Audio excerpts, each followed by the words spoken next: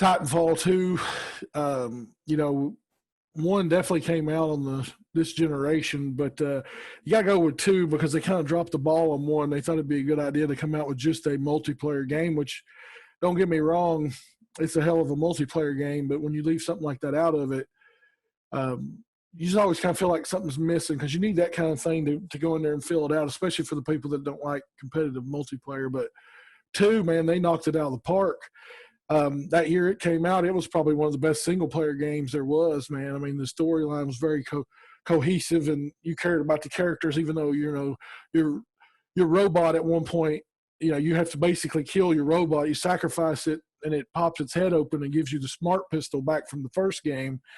And that's a big emotional point in the game, and it's just a stupid robot. You shouldn't feel the way you feel when it happens, but, I mean, like, you almost cry when it happens because it feels so good, and then you go through the game with that auto-aim pistol smoking everybody, you know. Hate that pistol, by the way, in multiplayer.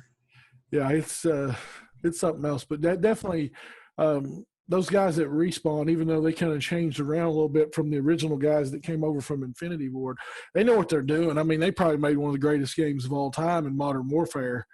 And once they got away from Activision and could kind of do their own thing and do crazy stuff that wasn't Call of Duty anymore, I mean, I think they did really well. Now, did EA drop the ball with release dates and marketing and things like that? Hell yeah, they did, because Titanfall 2 sold like shit. But it's a great game that a lot of people didn't get to play.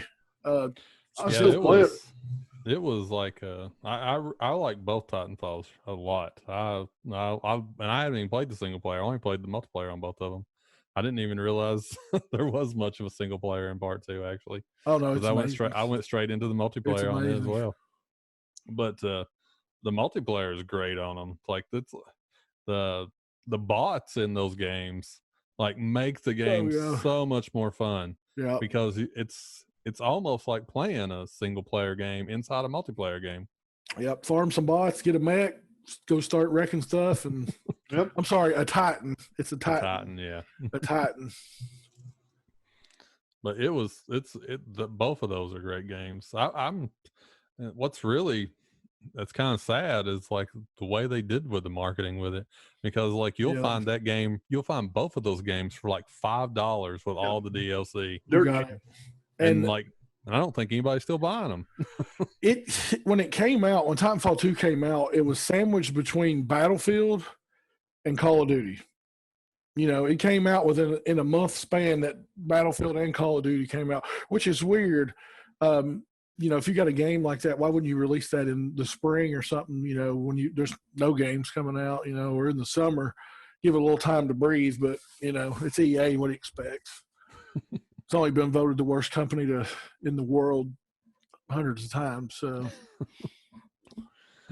I will say that after what they did to Bioware, I'm like, I wasn't really down on EA too much until all the stuff with Bioware started happening. Now I'm like, oh no, fuck you, EA. You remember when every game that was coming out, including Madden, was a Bioware game? It seemed like a great idea, huh? Yeah. I mean, they were one of the best studios. Like, they make the best games. Like, every game that came out was great. And then, like, EA just like, no. Nah. You know, we can mess this up too. Watch and see. Yeah.